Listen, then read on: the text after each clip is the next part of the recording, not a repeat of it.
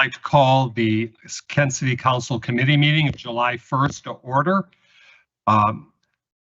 Public hearing. Rhonda?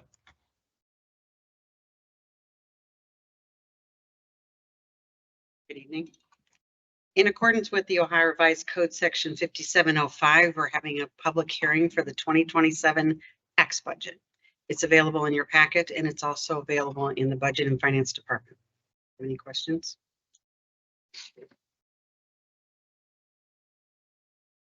That's it. That's it. Okay, thank you. Anybody from the audience want to comment on that? Okay. Yeah. All right. So, committees, community development. Here comes Bridget to talk about the solar array project update. Yes, actually, I am here to introduce Matt Hammer, the principal for Civil and Environmental Consultants, which is CAC, which is the consulting group that worked with us on all the information that's in your packet. So I'm going to have Matt come up right now.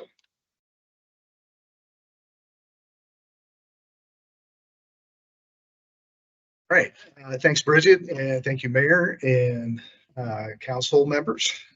So again, I'm with CEC, and we partnered with Bridget and a partner of ours called CEP Renewables to work on effectively a 30% design for the potential solar project at 800 Mogador Road. And I'm just going to go over the work that we did with Bridget and take questions if you have them. So hopefully this goes well. All right. So, you know, some of the main take-home messages here for council and mayor is the site can produce solar. It's not a big project. Overall, if the whole site is built out, it's about 3.5 megawatts that it can produce. Incidentally, we'll come back to this in a little bit. The wastewater treatment plant across the river uses about 1.7 for the year. So that's a potential off-taker for anything that happens at the site. And we'll come back to that. Currently in Ohio, the city is limited to how a project can be constructed. So I don't mean physically constructed, I mean how a project can be set up to produce power and to sell power. And we'll get into some of that, what those limitations are. The economics of the project really depend on those limitations from the state, and depends on what the off-taker is willing to pay, right, for the electricity. Some other key considerations here are that future legislation within the state and federally really could materially change the outlook for a potential project. Okay, so right now, I think what you'll find is you have some limited options. Some things might come around that would change that for you, and we'll explain some of that. In the decisions for council down the road on this, you know, it really depends on what the city is looking for out of this site. If you're looking for, you know, if you're willing to do a project just because you want it to be green and you want it to offset CO2 and things like that, that's great. If you're looking for a highly economic project, that's a different driver. And so those are the considerations that you all have to make moving forward. So overall, what I want to point out here on this slide, if you all know this site, does this have a laser? It's got a, and it's like, where's it at? Oh, I just gotta learn how to point. It disappeared. Oh, there. See it up top. Oh, yeah, but That's it's not not really a screen. Okay. Well, in any case, this is the site. And in the southwest area of the site, before you get into the area that's covered by brush, that is an area where I believe there's some contaminated soils there that are capped. And the rest of the site is not encumbered by that, but that's an area that has, again, this is a brownfield site. That's where some contaminated soils have a engineered cap on it to limit exposure. Something else I want to point out overall on the site here is the location of the wastewater treatment plant across the river from the site. And you'll also note the railroad, CSX, in between your site, which is owned by ABB, but that solar site and the river. So I just want to point that out. Some key factors also, and again, we're going to get into some of the details here. Again, to reiterate, is the interconnection, whether to the grid or to a behind the meter user, namely the wastewater treatment plant, the economics on what folks would pay, either way, what the city would get for the produced electricity, and then potential federal investment and tax credits, which there's limitations there, and we'll talk about that. Oops. Okay, so if the site is fully built out, this is, and this you have this in your packets as well. Basically, we can fill the site, and that 3.5 megawatts is what could be produced if you put solar across the entire site. You can do it on the capped area as well of the contaminated soils. That's a possibility. We've worked specifically with our partners, CEP Renewables, put solar panels on landfills and things like that. So that's a doable thing that can be done if you want to do that. What's actually more clear on this slide, the green area is the area of the cap of the contaminated soils, and the line that goes through the middle of that is where we're not showing panels. That's a sewer easement that goes underneath that area. It goes under the river and goes into actually the wastewater treatment plant. And that's a key thing I'll talk about in a second as well. So your interconnection options, really, you have one option, and that is through the Public Utilities, I think it's Regulatory Policy Act. I think this is what this stands for, 1978. If you create a site that generates electricity and you can sell it back to the grid and you sell it to the utility, you have to sell that at wholesale pricing, right? So that's 3 to 6 cents per kilowatt hour. That's not an economic thing to do. Basically, it wouldn't be a project. There was no developer that would pick that up for you and do that. Through House Bill 15, which is in place right now. This is something that exists. You can do net metering behind the meter, so you can produce power and sell it to someone behind the meter. There's a certain requirement there on the size of the user, but the wastewater treatment plant, which would be your only possible end user, would meet that. Okay, so that's a possibility. A physical connection required for behind the meter. So you can't generate electricity and sell it to another city property currently that's not connected physically to your asset. Okay, so you can't sell it to a school down the road or anything like that. Really, the only possible user there is a wastewater treatment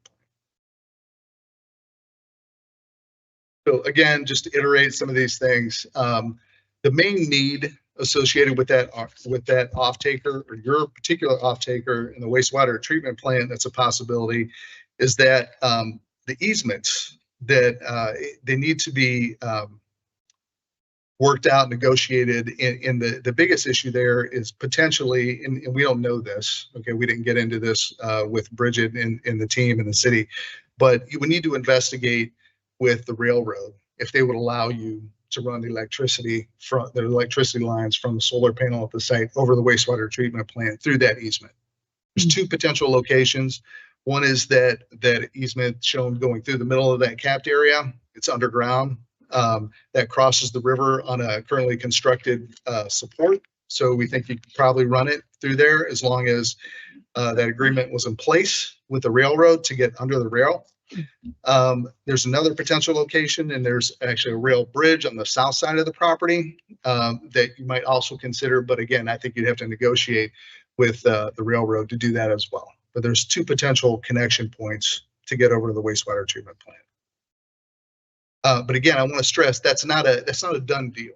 That would have to be entered into and negotiated with the railroad to make sure that you have the legal ability to do that, and then you'd have to do the engineering to actually make that happen. Okay. So a couple other things when I talked about some future legislative issues that could help the project. There's a few bills that are continually being I guess brought up at the State House, things I want you to be aware of. House Bill 303 and 231, that's called the community energy bills. So they would allow multiple participants, meaning you could sell those. You could sell the electricity to sites that aren't physically connected to your site. Okay, but these are bills that have not been passed. They've been introduced in multiple sessions of state legislature, but they're out there. You can certainly consider issuing letters of support to your state representatives, things like that. And then Senate Bill 298 for virtual net metering, again, allows aggregation across facilities. So what this means is you could sell to like Kent City schools in multiple locations, and they don't have to be, again, physically connected to the site. Okay, so the project cost that we came up with, and keep in mind, this is what we're calling a 30% design level accuracy that we did for this project. And I believe you have a copy of this table, right? That's in your packet. So you can look at that with detail, and if anyone has questions, you can feel free to either go through Bridget or whatever, but you can contact us and we'd be happy to talk about it in detail. But these are our estimates for constructing that full build. So that would be about 9.3 million with a range there plus or minus 30%.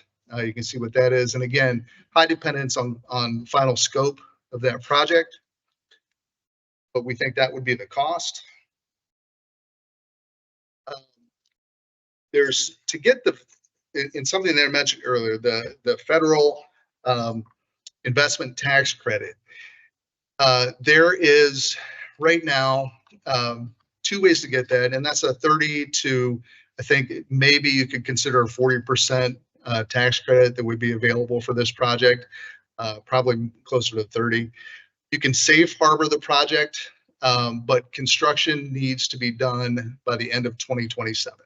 Okay, so to get that tax credit, to pencil in and make the project more economic for the city, you would have to have this project bid out, awarded, constructed, connected, and on by the end of 2027. That's not impossible, but it's a pretty big lift. Okay, up until that point, actually within a couple days, it's over. So it's not on these slides, but there was another way to qualify for that safe harbor project, and that was if you bought a significant amount of the project materials prior to, I believe it was this week or next week.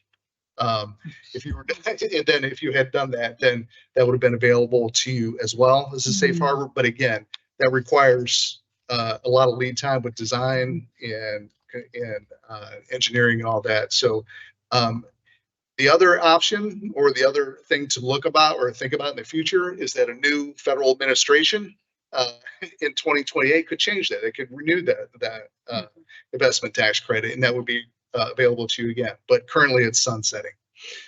So as energy prices increase, reliance on the ITC becomes less important, but particularly for small projects like this, because this is a small solar array, it is important to make them pencil out economically. But I do want to point out when Bridget gave us records from your wastewater treatment plant, the wastewater treatment plant in particular has seen increases, I think, over 2 cents in the last couple of years, and that's per kilowatt hour, and that's pretty significant. So if you can expect those increases to come forward, this is a project that may become economical faster than you might think. But again, that's all speculation. But based on the last couple of years, that may change the calculus. So this is just a slide talking about the couple different options that you have. One is the virtual net metering. Again, there's that's a near term, or excuse me, not virtual net metering, but the behind the meter net metering. That's really one path in the only real path for you economically, but that requires the negotiation with the railroads. So just keep that in mind. That's one piece.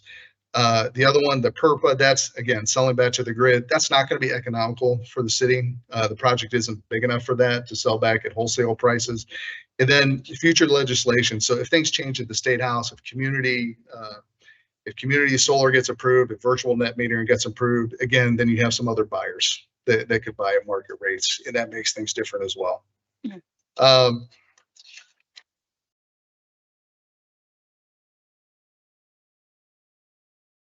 So again, just iterating some of that, proceeding under current constraints. One thing that you could consider, and that we have not done, but you could consider reducing your solar design instead of building out the whole site, make it even a smaller project to more closely match with the wastewater treatment plant, because the wastewater treatment plant would need less than the whole site could produce. So a couple things here: the cost would not decrease linearly. So as you get bigger projects, you get cost of scale, right? So if it's half the solar that you need, it's not going to be half the cost to do it. So again, you have to run that analysis. But something to consider is that you probably then would not have to put any panels over the capped landfill area, which would be more expensive. So there may be some balancing act there to study that. Again, your constraints are to get that ITC, the investment tax credit. You'd have to really get it designed, bid, and constructed by the end of 2027. Again, that's I want to stress, that's not an easy thing. It's not necessarily impossible at this point, but it's definitely not easy. And then alternatively, of course, you have this site. There's probably not tons of demand for other uses right now. Waiting and encouraging and promoting legislation to make other ways of selling the power more economic might be the path that you choose, and just waiting for a time where it's more economic to do it.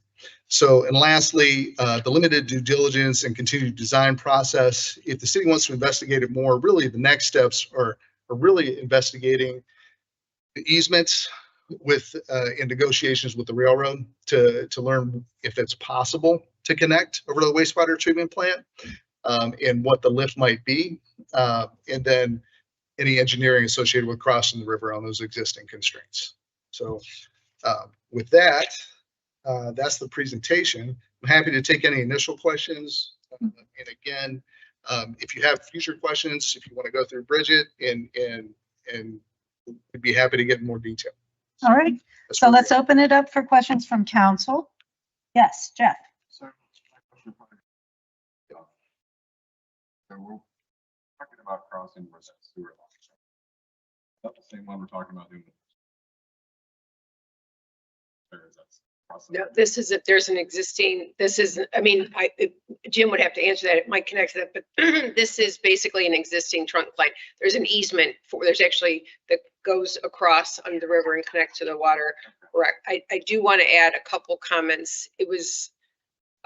We've had challenges and issues even with the easement, just because, it crosses a brownfield site that's owned by a private entity. It goes under a railroad, which is also a separate entity under the river, then to the water rec facility. So. Sorry, can I jump in real quick? Can you explain, because I'm not sure everybody understands, the presentation was great, but it speaks as if we're the owner of the land, like council needs to decide, can you describe where we're at in the partnership, who owns what? And yes, so the property is actually owned by a company named ABB, who bought it as part of an international global land acquisition. It came in with hundreds of properties. It's been under active remediation since under a different ownership. It was looked at in 2011, but active remediation since 2013 under the current ownership structure. I have an excellent working relationship with them, but the fact is they are still working under the voluntary action plan with the EPA. So in other words, it doesn't have its no further action or its covenant not to sue. So the city would not want to buy that. Without that, all of the remediation that is still currently occurring on that site becomes the responsibility of us. So the city would have to complete remediation under the VAPMOA program with the Ohio EPA, and then at that point invest in the solar array. So this site is the gift that keeps giving. It has had areas basically off premise where petroleum has been into the river. So one of that can kind of leads to another aspect of it until it seems to be plateauing. So that's good. And we have not had any off-premise areas of concern in the last almost 2 years, which is also good. Knock on wood, please, someone for me on that, because it seems like every time I think we're okay, something happens. So we should be, they're thinking within the next 2 to 4 that would be done. And so then the city could look at acquisition, and then again, legislation might be in place that would allow this. But one of the issues with those those areas off premise that we were required to get an easement with and basically access from the railroad, just to cross the railroad and use their access road to get to the river to clean it up. One of those off area incidents probably was about an 18-month negotiation between ABB and the railroad. And that was for a temporary access to basically use their access road along the railroad. And the other one was probably a little quicker. It was a little over a year. And that was basically to cross those tracks. So I just want to put that out there, not that it's not possible, but the railroad is a very large entity and very protective of their property. And so the negotiations, even to use the existing easement that crosses their property, would be something that would require outside counsel expertise in this. We'd probably be working with CEC on some aspects of cost and things like that. So it is not going to be a quick and easy turnaround. By that time, actually, it might be a different legislative landscape. One thing I can say, though, is we know roughly costs, and the reason those costs, by the way, there's that 30% differential is because the site, when the buildings were demolished, they were done privately, and the site was not fully inspected. And we know through remediation on the site that's occurring now from ABB that foundations were left. Our demolition requirements that everything is removed, foundation, everything. That did not happen. There were multiple buildings on that site. And so ABB has identified through their own remediation activities certain situations where basically they can't be under the ground mounted, they have to house. So there's difference in variations in those costs as well. So there'd be a lot more. This is basically a start of a roadmap, but it is complicated, and there's a lot of pieces to it. So I just wanted to make sure that that was out there. And I'm willing to take questions, and I'm not saying this it was time invested, that I think this is actually a very good and viable project. I just think right now the legislative tone and tenor, and then some of the complications with the remediation not being completed, it might not be the exact time that we can kick it off right now. Additional questions from council? Yes, Ben. Yeah, a couple. And you may have just answered it, but I was wondering about why the ballast was used instead of the post and screw, and that foundation may be a partial answer, but post and screw tends to be a lot cheaper. I'm seeing that cost is equal to the modules themselves, which is like shocking. Come to them. Yeah, please use the microphone. The ballasts really are, if you're constructing on that capped area, you can't penetrate the cap Got it. because it's engineering controls. The green zone. The green zone. Yeah, which is So not green. if you stayed out of the, if you stayed out of the green zone, Yeah, stay out. then the ballast, that stuff would go away. We do have a few ballasts also out in just areas where Melody had indicated that potentially there might be some foundation, but the cap, just so we're clear, is chlorinated solvents. The rest of the site is petroleum. I mean, there's petroleum in there too, but there's a slurry wall built underground and then up. That is basically, if you drive by the site, you'll see it to the south. It's slightly elevated. That area, in fact, we had an incident where a vehicle drove over it. It was a problem. So can't crush that in any way. Everything's got to be very gentle on it. So. All right. Follow-on question. Yes. Just looking at the RFQ, couple of notes on whether or not they did occur or will occur. And so that is identify possible state and federal funding opportunities. Was that like, that was the one federal grant and nothing else? One thing I will say though is Matt forwarded me an example of a template for legislation that if council wants to direct the administration, would be able to draft and submit on your behalf for those House bills. But the legislative tone and tenor at the federal and state level has basically not been favorable. So they went through all of it. Actually, Dwayne, one of the principals in CEC, that's his wheelhouse. He actually is down at the State House on a very regular basis, speaking and lobbying for these types of legislation. So I would encourage council to have us write that letter and submit it on your behalf, but he knows everything that's happening, and he has encouragement, I think, for. Yes. Okay. And he was on every one of our calls and Okay. with us in that process. And, last one. So if net metering did pass in the state, the easement issue would go away because then we can net meter and sell to anyone we want. Basically? Potentially, yeah. Potentially, the idea would be, well, virtual net metering is that you could sell to, for instance, and I think I mentioned Kent City Schools. They have Yeah. multiple properties, lots of different locations. You could potentially structure a project depending on how the legislation is written. But the idea is you could sell that at, retail rates to users like that with multiple. And the city can consume as much of that because it's then. Yeah, it could be to city properties as well. Yeah, I think there currently, I believe, in draft, there is a limitation as to any one user can't take a certain amount. And I think that, and I'm sorry, I don't have this, maybe I wrote it down. It might be like 30%. Yeah. Like one user can't take more than 30% Okay. in that situation. But yeah, again, that's all draft legislation Yeah. that exists. But those types of options make your project it just have a lot more potential than having to be behind the meter, where really this site the only user is the wastewater treatment plant, which is fine. I mean, that's a good user, but that's the only one. Thanks. All right, other questions?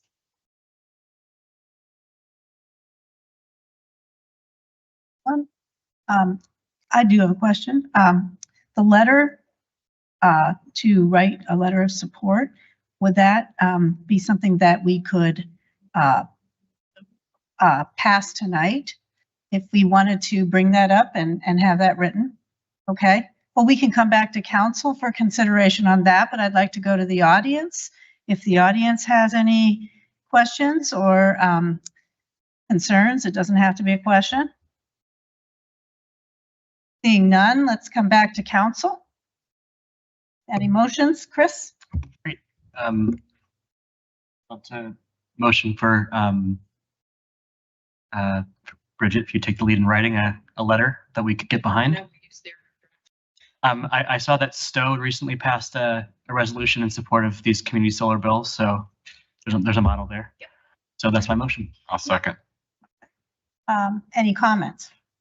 Comment, if when drafting, we can also illustrate that we're trying to convert a brownfield within our community, right? That's a fundamental change. We can't really use the property, the site. This is a great use that we can, yeah, okay. Yeah. Okay, any other comments? All right, all in favor of the Aye. motion? Aye. Any against? All right, motion passes. I'll get that It's draft and make emergency. sure I get it and you Right. can look at it. Just real quick too, I saw some of you writing notes. I do have the PowerPoint presentation and Thanks. Kathy has it. So Kathy can email that out to everyone Thank you. so that you have those notes in front of you for reference purposes. Thanks. All right. Just, if I could just close this with, just so that you understand, like, we wanted to bring you in on this, but it is still very early in sort of the due diligence process. But what we learned downtown, both the city and the university, actually with a lot of help from former Congressman Tim Ryan, we did a lot of prep planning work and environmental work, historic work, all the boxes that you got to check to get a project construction ready. Our goal is always, if we can find ways to afford it, and this time we have to structure a partnership, we can maybe use some grant monies, we try to package it so it's ready to go to construction when there is like new legislation or there's just an opportunity. So yes, it's early. I hate to dampen spirits. I didn't mean to be like, yeah, we're not actually doing anything for a couple of years, but we want you to know it's something we're working on. It's promising, and fingers crossed we'll have it's a great use. To your point, Benjamin, it's a great use for an otherwise pretty undeveloped property. Thank you, Dave. Okay, thanks. Committee of the whole, staff updates. Tom, I feel like we should go. There's audience waiting. We appreciate you waiting. But this is in case you didn't notice, it's warm outside, it's summer. And part of our summer tradition, thanks to Dom and the help of her small team, is to recognize the best kind of kept and maintained and landscaped properties, the best of Kent. And we have a winner tonight. And Dom will present this. And again, we just want to continue that, something we started last year with the Yard of the Month program. Yes, thank you. So each month, we've had a lot of applications, people nominating their neighbors, a lot more than last year. So it works. People saw it last year and people are excited for this. So you'll see this yard sign around town. And this is George and Julie Dietz. They live on Majors Lane. Their house is it's further up on their property, but they couldn't be here tonight. So we'll get them their little award. But then we have the Loeffler. Am I saying, what was it? Loeffler, the Loeffler family, Samantha and Aaron. They actually got 4 nominations from 4 different people. Some of the things that people were saying, that their home is a native flora magical. They have a free little library. You can see it. There's a bench up there. There's often children running through the yard, sitting, reading. Someone had said that they've taken a suburban front yard and turned it into a pollinator perennial dream. So we are very thankful for you guys. If you guys want to come up here, we'll take your picture with our council. That's okay. Yeah.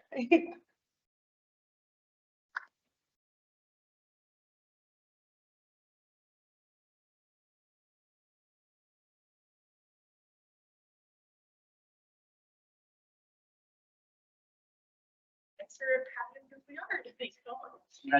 Congratulations. Thank you.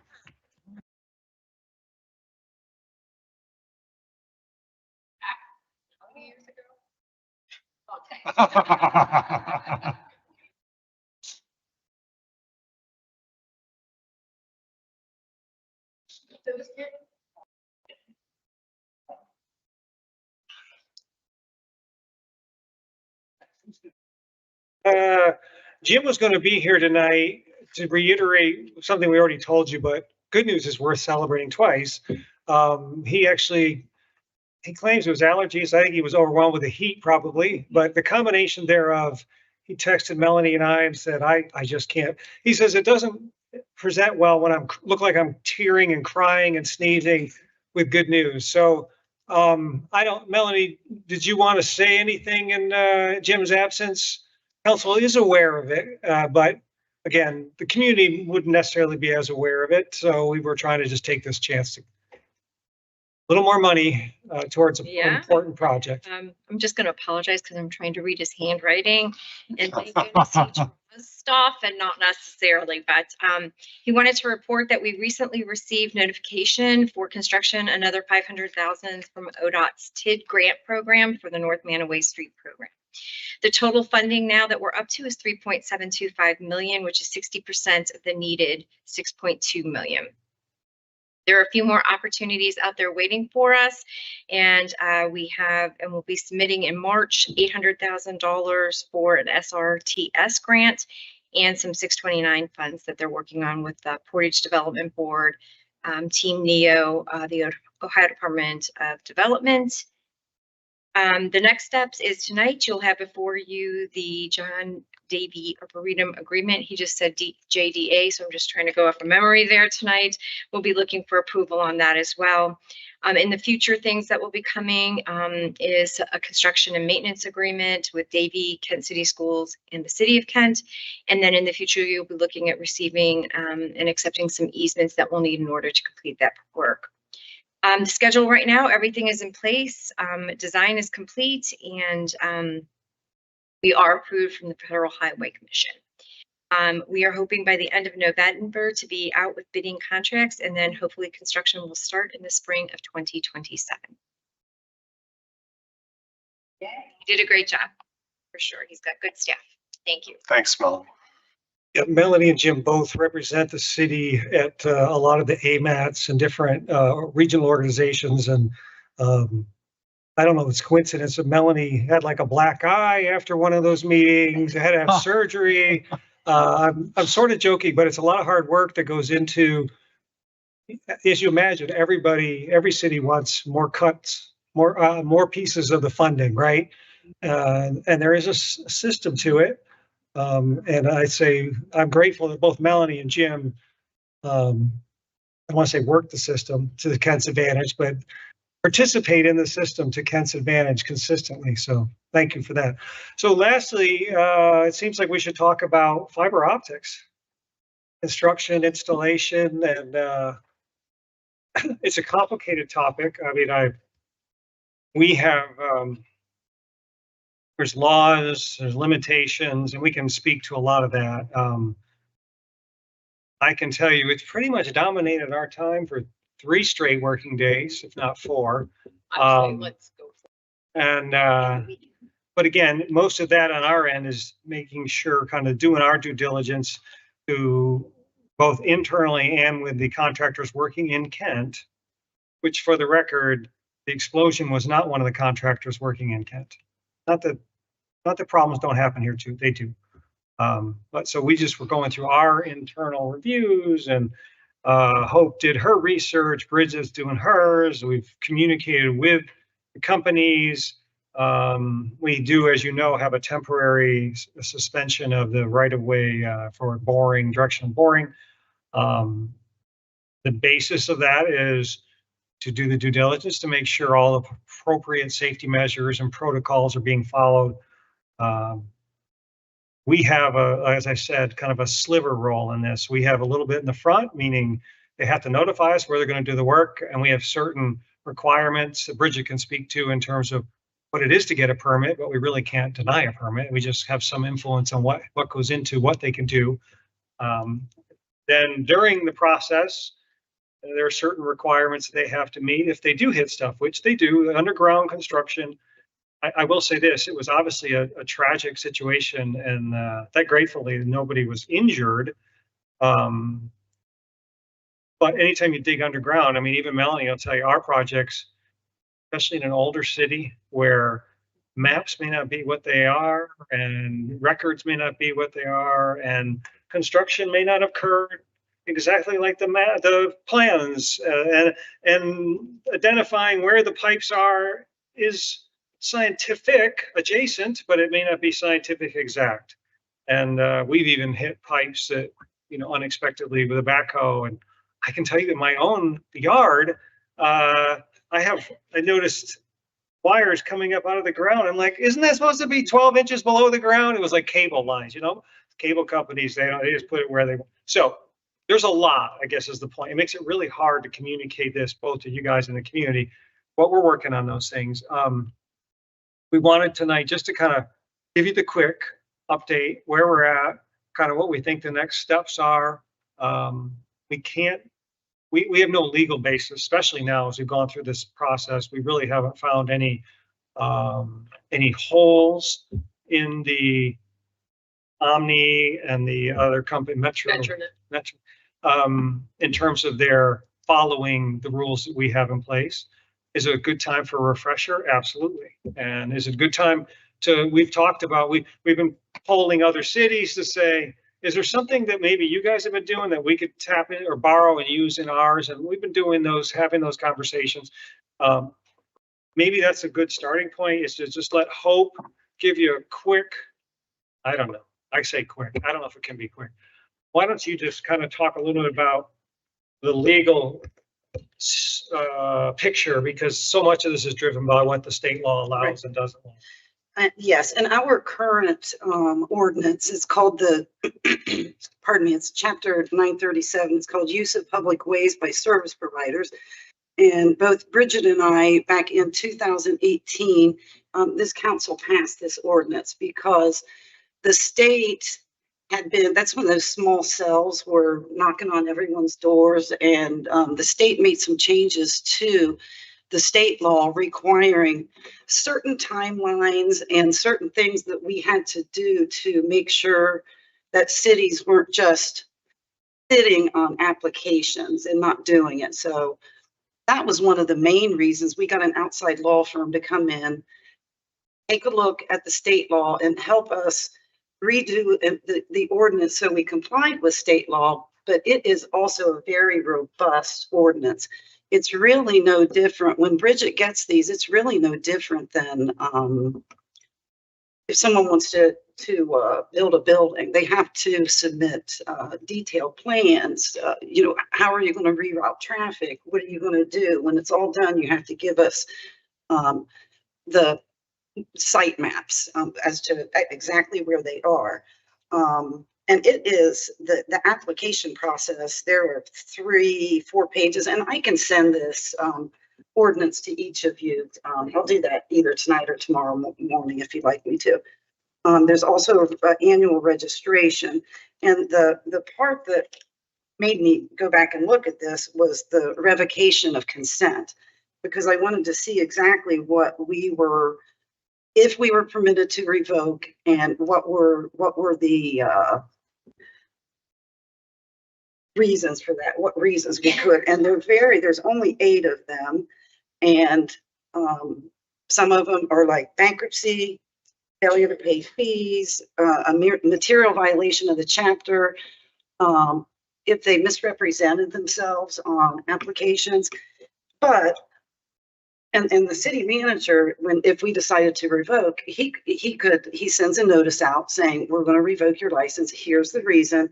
Then we have to give them a 30-day period in which to cure the problem, or to prove to us that it wasn't their problem at all. Like maybe say in this instance, maybe the gas company didn't go out and mark the lines or whatever.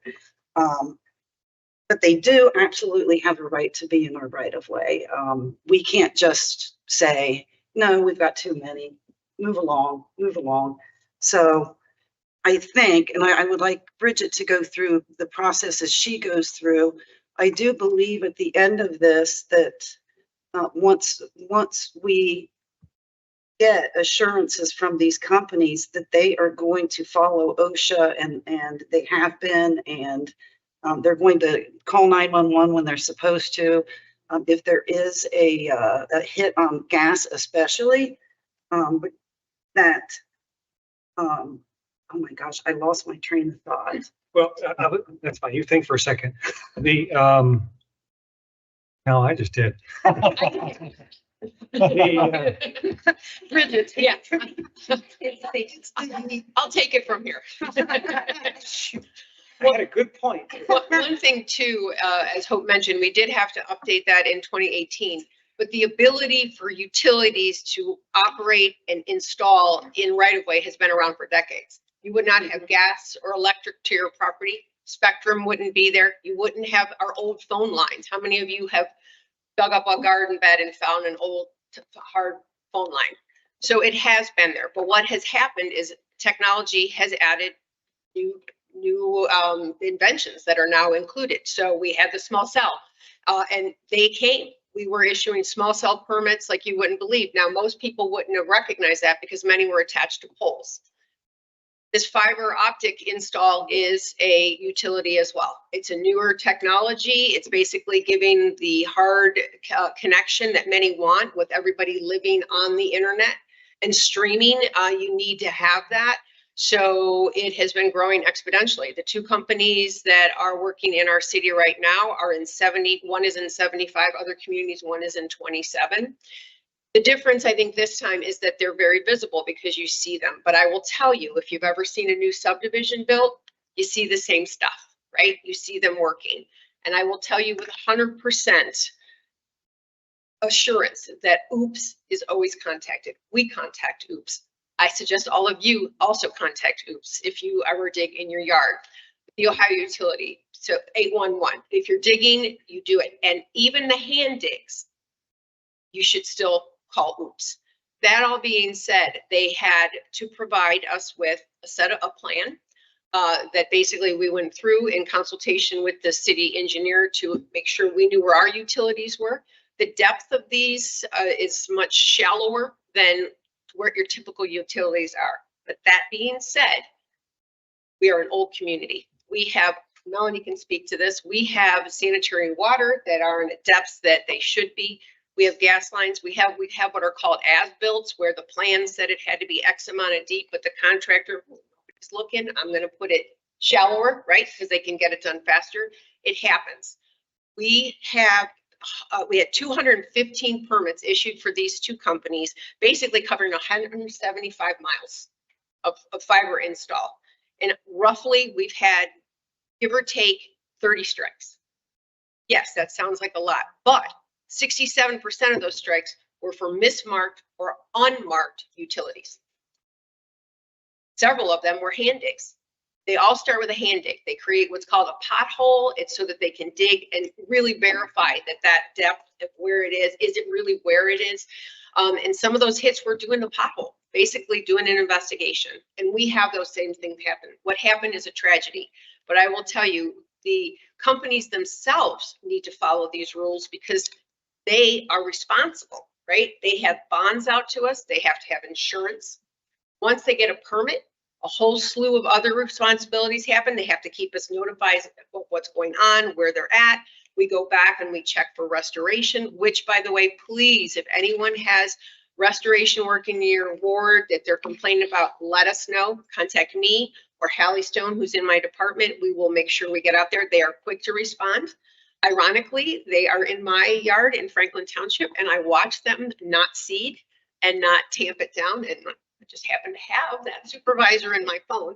And I said, and he goes, well, we're just showing you we don't play favorites, which was kind of funny, I had to admit. But he had them come back and do it. So it happens. But overall, with the scope and scale of the number of permits that, by the way, I have been involved with daily, Hallie's been involved with daily, it has been fairly professional. They are very responsive. I get calls from them. If there's a hit in the evening, they call me. They text me. I know what's going on. They tell me we called 911, fire is here. Or if it's a telecommunications, we hit an AT&T, we've contacted them. So they've kept us in the loop. Honestly, I wish all my contractors were this responsible. Contractors that install a lateral, they are required to call OOPS. They hit things as well. So this is for all the permits that we deal with. If you're working in the right of way, you're subject to the same requirements. Permit must be reviewed, approved, inspected, finalized. And we do it. We do it for all of them. So I want you to be assured that they are not just out there running roughshod, and that hits are not always the response. Hits happen. It's construction. We had hits in our downtown redevelopment on our own stuff. So it happens. It happens more often. And I think that's why when it happened in Twinsburg, it was a tragedy. But for me, I was like, oh, it wasn't, because I knew that we were doing everything safe. I know in Twinsburg they were doing things safe, but things happen. So I want to just dissuade any sense that they're running roughshod, they're not doing things through permit, they're not being inspected. All of that is happening. And again, literally, I know these people. I've been out in the field with them. I've worked with them. If there's something wrong, they know I won't put up with it. And we correct it. We fix it. I don't. So, can I just think slide? Can I tail on that just to say, I know you got a question, Heidi, I'm sorry, but I don't want to lose another thought. The distinction here, I noticed, and I talked to Jack about comments that he's heard from folks. there's a lot of confusion that somehow the city is like the project manager of this. We are not. We are stewards of a public process. And she listed the steps in the process. And we're sort of dictated what steps we're allowed to have, but those are the steps we have. And that's what Hope said. We have a pretty robust number of steps compared to a lot of places. But at the end of the day, and this is something that comes up so much, and I understand if you're not in the business, people assume, well, you're the engineer of record for this. Like, why did you let this happen? We are not. We are not. She's not really reviewing for technical performance or methods. She's reviewing for that simple checklist that she's allowed to check for. Where are you going to be working, and who's in charge? To her point, she's right. There is probably more layers of oversight than people might realize. But also on the flip side, we also don't control we don't control it almost at all. And this is, and I remember my point from earlier. This is private business. Yes. And we have limitations on how intrusive we can be on private business. Yes, it's in the public right of way. So yeah, we get to touch point on it, but it's still a limited touch point. And Hope's comment and all our conversations internally have been like, so let's review where we're at. We have suspended the permits here in Kent for 2 companies that have nothing to do with the tragic incident. On what basis are we withholding those? What have they done wrong? She goes through her checklist. They haven't done anything wrong. Now, I get the public optics. That's what we're wrestling with. We want to make sure the community knows we've done the due diligence and we'll continue to do due diligence. But we also have to respect private business at some point. So that's where we're at now, is like, okay, what we've essentially said is we want a second round of these conversations, and we want you to publicly sign some, not publicly, but give us a signed notification that you are committed and upholding all the protocols. And they both did today. Yes. And so I sent that list of, if everybody looked at that list, that's everything they're required to do. and the third party in this too, that did you mention her? I was so busy thinking. Davy Tree, our hometown Davy Tree, is the overseeing Omni's work. Yes. They were hired by Omni. Yes. So they have been, because I know this, because my neighbor, who's an executive over there, called me earlier this summer and was like, hey, you need to speed up your markings. We got to go faster. I'm like, what are you talking about? And he's like, oh yeah, we were hired by Omni and we're managing this. So sent them a letter too and said, you guys have always been a great corporate partner. We really need you to show an abundance of caution for all the safety protocols, all the procedures. And I personally kind of was a little more relieved when I heard Davy's involved, because one, they're a professional, right? They're professional in what they do. And their hometown, this is their hometown. So obviously, I don't think they want a tragedy anywhere, but never in their hometown. So I think look, we can't sit here and guarantee you there can't be. I'm looking at Jeff, because he and I were having this conversation last Friday, and I was the bearer of the news late in the afternoon. Jeff, they just nicked a gas line in your neighborhood, right on your street. Your street's closed, buddy. And he's like, are you kidding me? My dogs, or animals, I guess is what he said. So it's going to happen.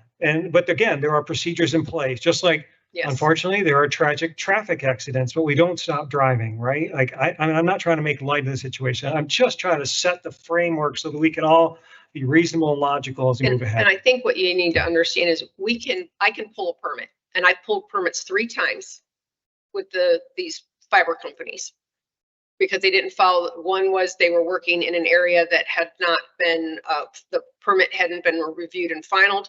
One was they didn't set up a proper maintenance of traffic plan on a road that was required.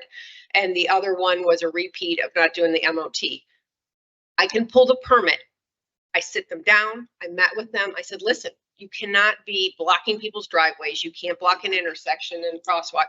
And then they get the message. And all 3 of those permits, by the way, were for Omni Fiber. So Davy was the one I was meeting with, and Omni, and that they were early. Those were back in the spring and summer of 2025. They've been here since the spring of 2025, by the way, these companies. So those were lessons learned, but I can't prohibit them from working.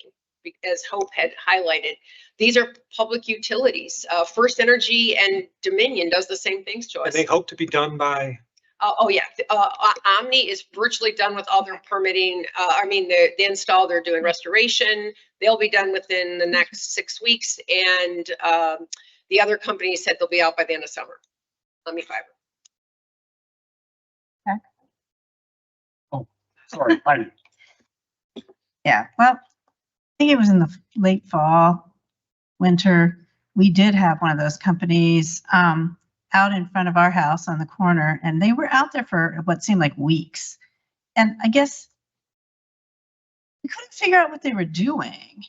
It was just such a weird mystery, the way they would stand on the street corners and the holes they would dig and all, all the markings. Nothing bad happened, and I think they did clean up after themselves. But we didn't know anything about it. And so my question is, maybe as a result of the tragedy, people will learn something about this, but is there any kind of public notification? Oh, yeah, that's required. Actually, if you look at that email that I sent today, that they had assured they do door hangers or yard darts. And they also basically have, like, they're supposed to, if you stop and talk to them, they're supposed to be able to give you a They card. did. They Yeah. did talk. My And husband went out They and do talked. to them. mailers. So MetroNet did mailers and door hangers, and they did yard darts in some of the subdivisions. The Omni Fiber did the door hanger. I mean, I got a door hanger. It was on my mailbox. So they do them. I think though a lot of people tend to think it's like, a pizza flyer or whatever. It is a little difficult. Yeah. The process, if like somebody's curious as to what they're doing, you can call the community development department. We're happy to explain what they're doing. But basically they're putting conduit and the fiber so that, and have points so that if you choose to get that fiber connection to your house, they can go straight up to your house from that location. Mhm. So. Yeah.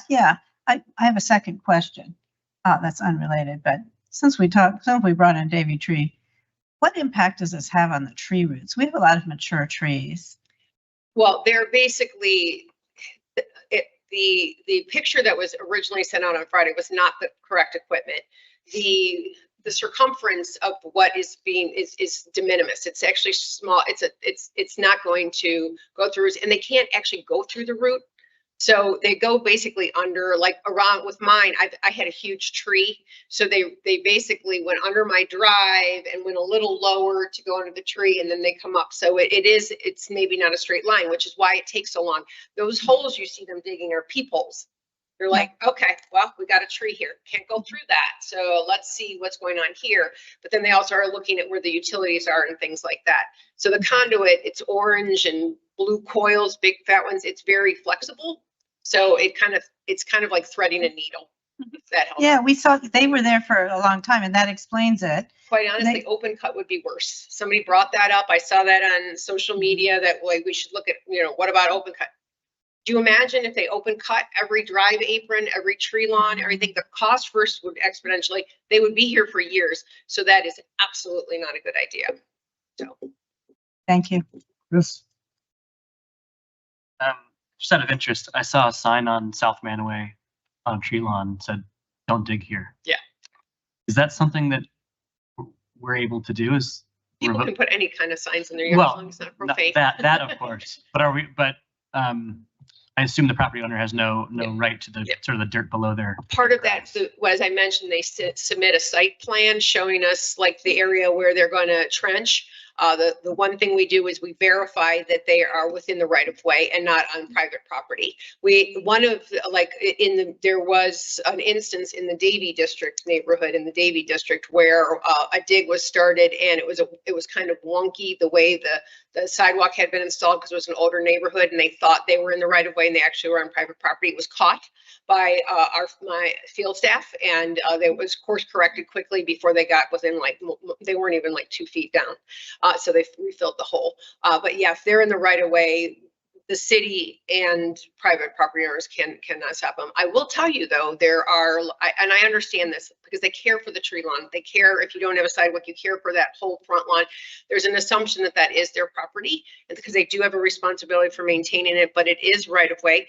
But Omni Fiber actually cut through, somebody had installed an underground sprinkler system in a tree lawn over in your neighborhood, Sarah. And she was very upset about it. Explained to her that, well, you shouldn't have been installing there anyways, because that's city property. Instead, Omni Fiber asked if it was okay if they repaired it.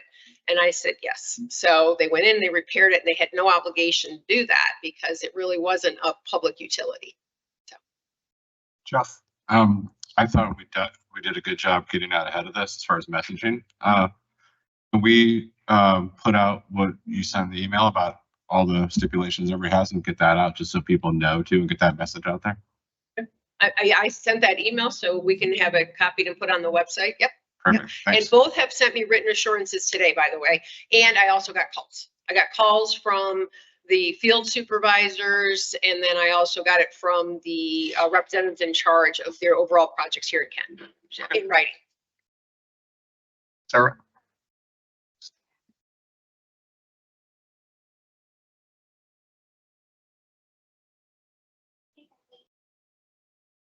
I think that we could get them to do a letter of support saying that they're overseeing this project. I feel like people are skeptical because of what happened in Twinsburg, and maybe we could get them to say, you know, they're very. They're only doing one of the fiber companies though. Not the other one. Yes, correct. So that might be a little, That other one. they're self-managing. So they're not, and the reason that they're using Davy is because Omni Fiber has exponentially spread out. They do more communities. So then they hire a consultant in each community that's familiar with that community to manage it. MetroNet self-manages everything. So they've done less miles than Omni Fiber. So Davy isn't doing both. So they could do it only for their own company. I did in closing my email to Greg and Sandy Reed at Davy, I said, it would be great. I think it would be a comfort to the community for you to affirm that everything, just to your point, that is being done, that can be done and is being done properly. So I've yet to hear back onto those, but I'm hopeful. They're usually pretty responsive. Because I feel like if you get them on board, it will get the community a little bit more chill about, you know, the tragedy that happened, because they are respected in the community. If they're saying it's okay, it's safe, I feel like people will also feel like it's safe. If you can do it. Yeah, we'll Are you try. listening, Davey? We need your help. Further questions? Okay, Thank you. thanks. And please, if anybody has questions or you see something that doesn't look right, call me. Call me, have them call me. I'm there. I take calls all the time. I'm gonna. So. Sorry. Can I say one more thing? This is No, not that would be something the end of the updates, but that members of the community should be calling the KPD for, correct? It's No. a waste of resources to No. call them. They should be calling the Community Development Department, Yes. which basically does all the permitting and inspecting of private installation. Okay. Thank you. I just want to say that this came up repeatedly in our internal conversations, that one of the great things about working in and living and working in a city of the size of Kent is you can get you can get direct personal contact, not just with the field staff, but with the directors, city manager. Not that we want to like get swamped with every call possible, but I think people are underutilizing that resource. It's intentional. And I know one of the topics we're going to talk about next is noise. It's another one of those where we partner with the community. We can't be everywhere. So we need the community to let us know when there's a problem. That's what she's saying. Let me know. You know, I'd be happy to, if I can't fix it, I can't fix it, but I can't fix what I don't know. I took 2 tall weeds and grass complaints today. I dealt with an unsheltered storage, and you know, I will answer any of those questions. My staff, we take a lot of calls, so we answer the questions, but if you leave a message, we'll get back to you for sure. And if not, please let me know, because I'm very big on that with my staff. So. Thank you, Bridget. Any more updates? That's it. Okay. Finance? So Melissa? round us up. We have two issues. The first is the consideration of the proposed 2027 county tax budget. You're up, Rhonda. Thanks. So as stated, in accordance with the Ohio Revised Code, Section 5705, the tax budget for next year, 2027, has to be approved by council no later than July 15th.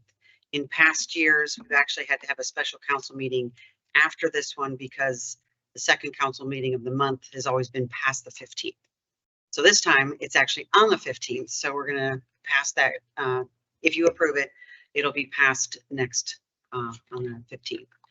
Couple things I wanted to make you aware of. I'm not sure if you've looked at all 44 pages of the tax budget, but a couple things to note is in Fund 106, which is Parks and Rec Fund, we had to include a transfer from the general fund in the amount of $250,000, and that's to help them maintain their expenditures for next year, keep them in the red or out of the red, in the black.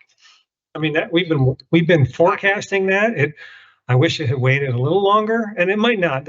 Keep in mind, the county tax budget is a preliminary estimate of resources and expenses. It's not your final operating budget. You get all the dig it in when the operating budget, but this is kind of an early warning notice, like, hey, that's coming true. What we said, their levies are not keeping pace with, this is just basic. This isn't for new projects, Ferris wheel, splash pad, none of that. It's strictly doing what we're doing, and they're going to need our, and I say that because this is the first time in Kent's history that we know of that we've had to supplement Parks and Rec. Right. And now we have talked about, if the repurposed levy passes, we hope there be some latitude within that to start allocating. I was hoping to allocate it for the fun stuff, not just to keep the lights on, but it might be a blend of both. So FYI. Right. And if you look in the tax budget, the 2026 column is still estimated of what we're going to spend this year. So it's not over yet. So we don't know exactly what we're going to start 2027 with. So we're estimating the beginning balances as well as the expenditures for next year. The other fund that we've talked about in the past is the Solid Waste Fund, Fund 205. That is also potentially going to be in the red next year if we don't minimize how much we're allocating or spending out of that. Or we've also anticipated talking to everybody about the fee for the Solid Waste Fund. We've talked about that for a number of years. We've included it in the capital budget for the past 2 years, showing that by 2027, if we don't increase the rates, it's going to be in bad shape. Can you be a refresher on what that goes towards? The trash, the public trash collection at the trash cans around town, right? And what are some of the other things that goes into that budget, that line item? Not the brush and brush chipping, right? Brush chipping. Okay, so some of the more popular city programs, that fee has not changed in ages. Now, I will say, I think I've given you an early heads up that we really needed a conversation probably about all our fee schedules, because we haven't touched our fees in a while. I know the chiefs have had conversations. Melanie's had a few with me, and Ron and I were like, okay, we're going to need a more serious look at our fees in general. And so we'll be bringing you that probably in advance of the budget. So that's all I had for the tax budget. Anything from council? Questions? Anybody from the audience? Nobody's in the audience. Back to council. Do you need a motion from us, or are we going to do Yes, that? please. Motion with emergency to pass. Does anybody have a motion? I'll move to authorize with emergency. All those in favor? Any opposed? Okay. The second item is the appropriation request number 5. That was a weird thing. These were discussed, part of these were discussed in our last meeting. And then we have a couple decreases. You know, if there's any questions on the memo? Any questions from council? What do you need from us, Rhonda?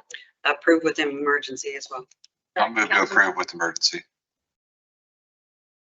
All those in favor? Aye. Aye. Anybody opposed? Thank you. Thank you, Rhonda. Okay, Health and Public Safety, Mr. Hook. All right.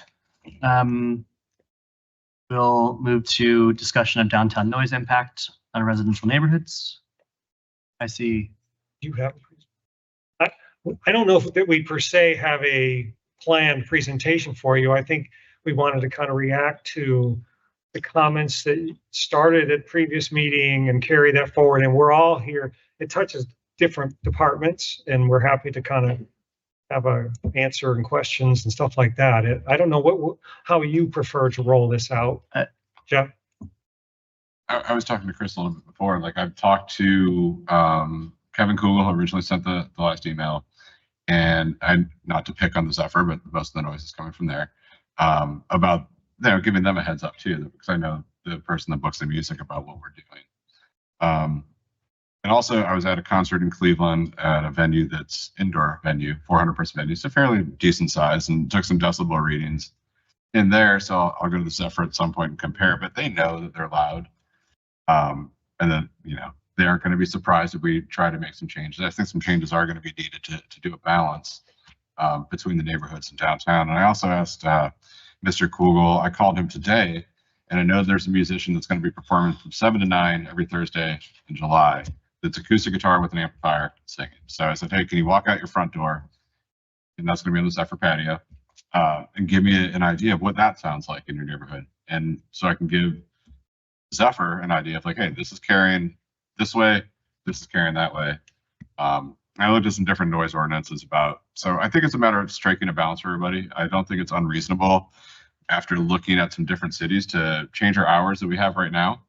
And this is probably going to have to be an evolving process over a few different changes until we get it figured out. And I'm sure, Chief, that you need some tools. So if people need to go out and enforce this, they have some hard, fast rules that they can just go and say, this isn't allowed here, or this is too loud here. So whatever we can do to make it easy for everybody. Want to react to that, Melissa? Yeah, I mean, Kevin sent a letter, but a lot of people have contacted me because it's a particular issue in Ward 1 with the sound, the way the sound, which I'm sure Ben knows as well, comes up in a particular odd way up into the ward area where we are. So Main Street, Pioneer, and that neighborhood all over there. The sound it resonates in a really close fashion. And we have a lot of people who live in our wards that get up really early or they work really late. We have doctors and nurses and school teachers and people who, work on roads early in the morning, and kids who have to get to school who maybe, are impacted by that. And at the same time, we are a college town and we are a music town, and we need to find a balance, as Jeff was saying, between those two things. And I think it's really important that we have some clarity here for Chief and for anybody, but also for our venues, our venue managers and owners. They need to know that we are all on the same page and that it's pretty clear.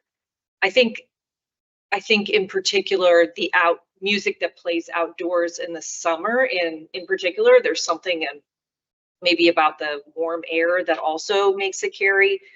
It's really loud. It can be really loud. And if it's 11 o'clock on a school night and it's really loud, I don't know that that's really considering both sides of who we need to think about in our community, right? People who have to get up or go to bed early, and young children. So that's really, I want to find out, are there repeat offenders? Have we had issues with people who are not following the guidelines? So maybe that's something you can give us, Chief. That from my perspective, that would be helpful.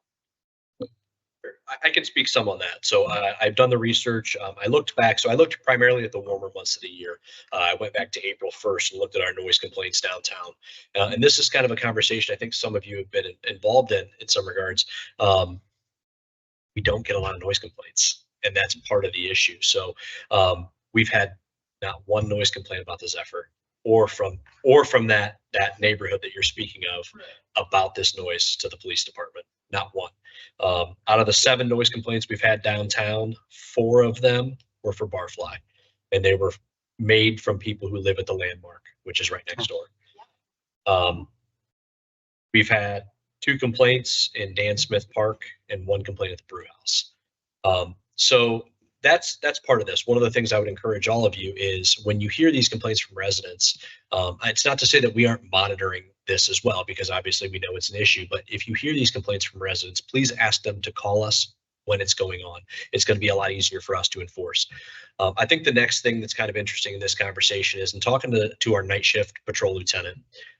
When I told him about this complaint, he was kind of surprised. when it was specific to the Zephyr, because his position on that is the Zephyr is, generally speaking, not like up there in terms of noise for some of the downtown establishments. They're not as loud as some of the others. So I don't know if it's just the way sound travels through there or how that, you know, there's obviously something there that's causing that sound to travel the way that it does. Above and beyond that, we sent our night shift officers out there to speak with the staff at the Zephyr, advise them of the complaint, educate them on the noise ordinance. And our approach to this, we don't want to go out there with a heavy hand and take a punitive approach right off the bat on this. So we've talked to them, we've told them that if and when these complaints do come in, we'll come out here. We'll touch base with you. We'll work with you to quiet it down. Now, if we have to continue to respond to continuing complaints, that's a different story. We may have to take enforcement action if we get to that point. So we've worked with them on that, trying to just be kind of a partner to the business side of this as well, but also a partner to the community and saying, there's an issue with this noise. We need to be that kind of liaison between these two different kind of almost competing interests to say, everybody needs to kind of play well in the sandbox together. That is very curious, and I appreciate hearing that. I think they're just complaining to me. And I have told them that we do have ordinances in place, and if while it's happening, it's loud, please call the police department. But maybe I'm the easier person to reach. I'm not really sure. So I don't even know what to think about it. So if there is something, I mean, I've given this, we've talked about this because I spent a fair amount of time with Jeff, and it was, he echoed, to be a pun, but he echoed the same thing you said. Literally, it amplifies as it goes up the hill. He's speculating. I wouldn't be shocked if it was decibel wise louder at the top of the hill than it was at the bottom of the hill. So clearly, it's kind of like similar to the Land O'Lakes, where sound travels in weird ways, and we need to know, though. Like, that's the thing. Like, when council discussed this last time, one thing I can tell you right away: staff originally recommended 10 o'clock quiet time for the weeknights. There was a room full of musicians, and council was here, and I think there was one, maybe two people that spoke concerned about the noise. So I think in the end of the day, they hung their hat on 11. But we could just keep in mind, and we suggested 10. You could certainly roll that back. I'm not sure that's part of it, but I also think that's this amplification thing. And what I need to say there is, we spent a lot of time with council talking about the complications with trying to set decibel levels. Like, it actually ends up being more complicated and probably harder to enforce. And there's technology and calibration. So what we all landed on was, we're going to use the good judgment of the police. But if the police aren't being told, they can't use their judgment. And so it goes back to what I said earlier. We're a small city. Use your staff. And he may come to me and say, you're killing me with these things. But that's a problem until right now. The problem is the reverse. We're not hearing it to be able to intervene on the community's behalf or your behalf.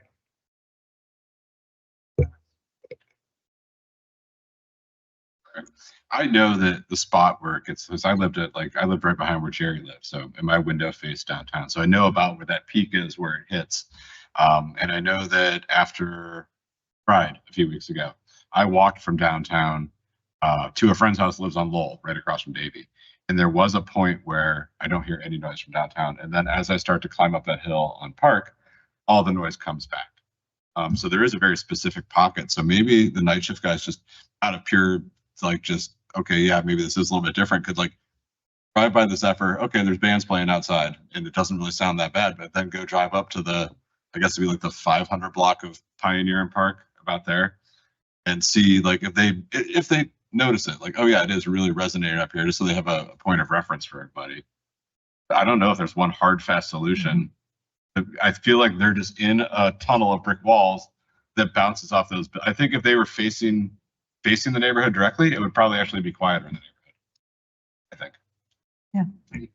Yeah, just to piggyback on what you said, Jeff, I mean, maybe there's a technical solution to it, like maybe some kind of sound panel or something that can absorb. But, you know, we have to kind of really understand what the parameters are in order to see and, you know, maybe do some research and find out what has been done by others in these kinds of situations. And then, of course, the funding issue. But, you know, I mean, who are the stakeholders? And what role does the city play in, you know, mitigating the sound? I say that if it is truly a disturbance for a kind of a relatively small group of people, it's a problem. I mean, I'm not going to bring up fireworks that happen every night, but it's, you know, we hear downtown too, and I'm 6 blocks away, but we don't hear it to the obnoxious level. You know, it's not like it's resonating in our house. It's just sort of a din, you know, so there is a kind of a balance, you know, yeah, you can sort of shut out the din, but if it's really coming at you, these are sound waves that are unhealthy for people. And, you know, that's something we might want to make an effort to explore. What is the problem? Who's being affected? What's the parameter of that line? And then what could be possibly done? Oh, sorry. Go ahead. Or, just to add, they're also coming to me complaining because we're in the neighborhood, and just the reality of summer nights is you want to have your windows open, but in our neighborhood that's not an option because it is so loud.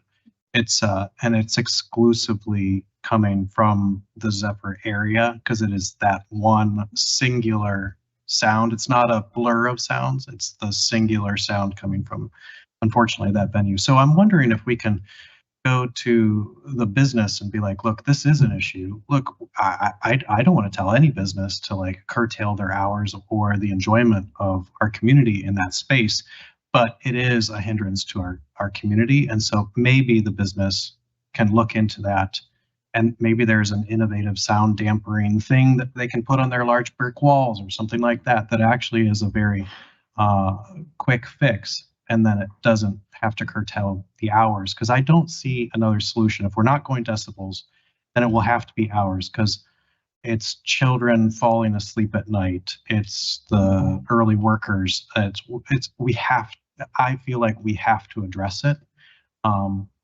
Maybe the business owner can address this on their own. So I would say, like, it is a shame that it is pretty unique to one business, but I think it just sets itself up for that. And I'm sure there's experts that could speak to it, but I kind of equate it to like when we talked about the days of the year that we're going to have Franklin closed. Like, that is an advantage to some businesses, and they have to invest to take advantage of that, whether that's through extra staffing or advertising or extra tables or whatever they want to do. So the Zephyr has the advantage of, we have this big patio and we can bring in bands and we can bring in people off of it. And that's good, and we want that. But I think that it's okay to put a little bit of burden on them to say, okay, we want you to do this, but you need to invest in your property in a way to where, like, it doesn't impact up, you know, whether that's a quarter mile away, because I want them to keep doing what they're doing. But they need to assess what can be done. And I think I'm sure people that get paid well above my pay grade know how to instantly fix that. And there have been venues I've been to that are inside and outside use, and they have very engineered systems to contain the sound as best as possible. There's one in downtown Canton that had bands play outside from hour X until maybe like 9 p.m. I think it was, and then after 9 p.m. it shifted inside. And I know that's not something that can happen overnight, and we have a whole summer hopefully where people are down there supporting our businesses and supporting the Zephyr. So maybe we look at in the time change for now, and then try to work with them to say, hey, can you guys, like, I don't think this should be on our dime. It's their business. They're investing in it. They want to do this as a business model. Can you guys look into what we can do to mitigate this sound?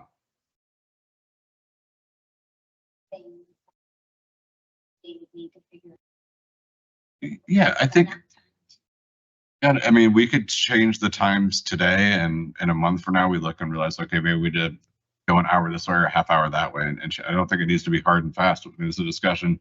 The problem's not going to solve itself overnight. So this discussion can keep happening. And if it happens and we get it fixed by when we get it fixed, as long as I think we just need to keep working on it. Go ahead. Yeah, I like it. I was going to say you kind of need a carrot and you kind of need a stick. I'm not sure what the carrot is other than the goodwill of the community.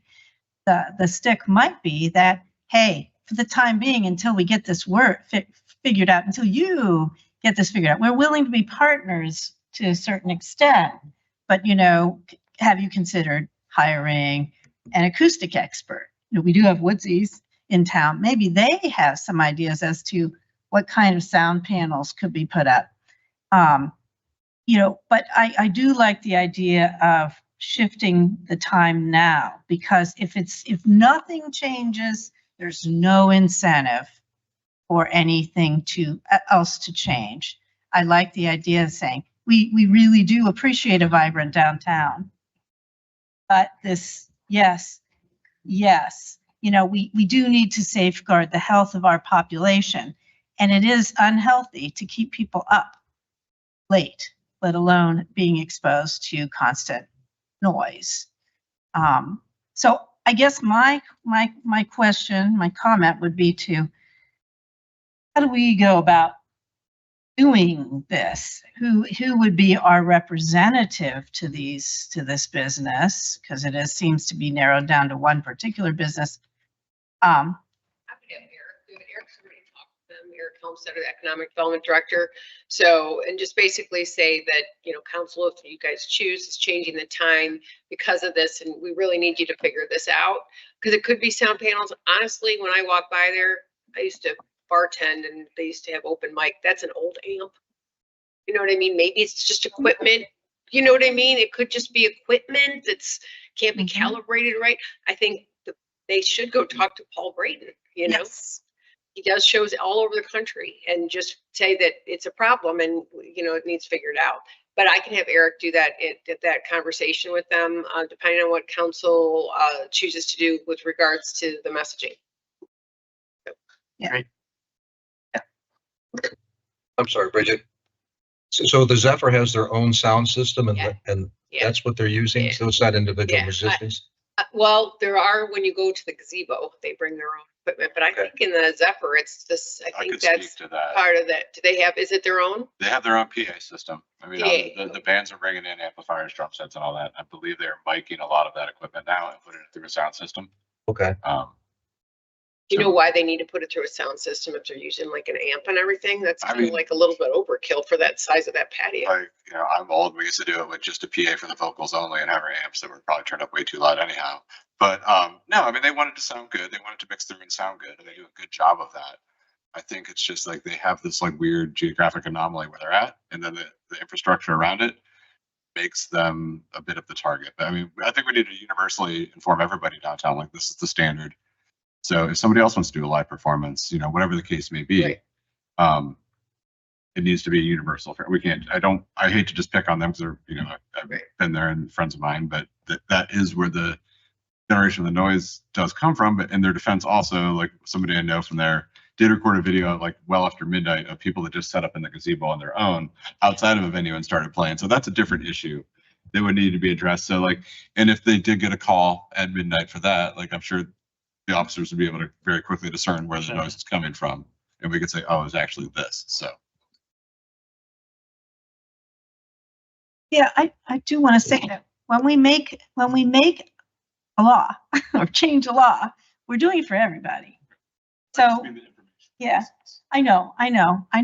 But I mean, you know, we would have to get word out to everybody that the quiet time has changed, and et cetera, and you know, other businesses might say, we're not a problem, but you know, now we have to abide by this, because I think it would be a really good idea to first talk to the business, have Eric talk to the business, and then say, this is what council is thinking about doing. So delay that. Would people be okay with the delay of changing the quiet times, or is that feel like that has to happen right away. So if we decided to do that and we went and talked to the businesses even tomorrow, we don't come back for another month. And then after that, we vote on it 2 weeks later. So you're talking about 6 more weeks. So you're putting us in the middle of August and you're putting us, 3/4 of the way through the outdoor season. So I don't think it would be unreasonable, because we're acting in the best interest of the citizens and we're treating businesses fairly, to change the hours and then continue this conversation and say, hey guys, we're changing these hours because of X, Y, and Z. Can you help us out and try to come up with a solution for this? And just, I think we kind of maybe implement that after the holiday weekend. And when we have live music for events downtown, that is capped at 10 o'clock, I think. If they're out on Hometown Bank Plaza or for Oktoberfest, whatever the case may be, we cap that at 10. Tom, do you know do we cap the outdoor music for the different festivals downtown at 10? You sure? That's what I remember. Generally speaking, it's over by 10. I don't know that there's a hard cap on it because the ordinance says what the ordinance says, right? I mean, on the weekends, it's till midnight. On the weeknights, it's till 11. Okay. So I don't know that there's a hard cap. I mean, maybe the events themselves are saying we're not going to run past 10. Yeah. But generally speaking, I don't think there's another law that caps it. Is it? So maybe it's just whoever's putting on whether it's Main Street Ken or Chamber, they just have an internal.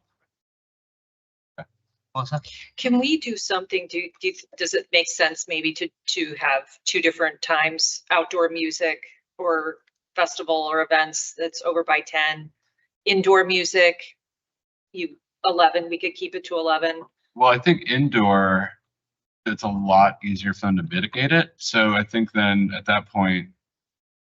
Well, because the biggest problem is the outdoor music. As the outdoor. Specifically, and we're picking on the Zephyr, but I really think it's probably a technical acoustic issue that we just need to figure out how to get through. Yeah, I agree. I'd be fine with that until we can come back with a better solution. Yeah. To 10 o'clock. Yeah. Every day, all days. And then. And not change the time for. Just leave it at 10 o'clock for all 7 days. You mean for outdoor music? For outdoor music. Yeah. I don't think we address indoor separately at this point. And then say, hey, let's work on some better solutions to figure out so you could be out there later if you want to be out there later. Or the other option is saying you can only have outdoor music on the weekends or permitted, or on weekends and holidays and permitted otherwise. I don't know if that's a viable solution or not. That's a big cash cow for them, is having people on their patio. So you don't want to cut their legs off on it. Of course not. Right.